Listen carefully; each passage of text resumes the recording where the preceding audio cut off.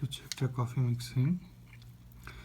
তো এটাতে ডাবলের 2টো করে ব্যাটারি লাগে, প্রতি সপ্তাহে ব্যাটারি চেঞ্জ করতে হয়।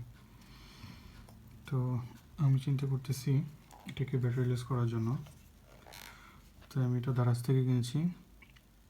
এটা মোবাইল চার্জারের সাথে কানেক্টেড করে ব্যাটারি ছাড়া এটা আমরা এখন থেকে ইউজ করব।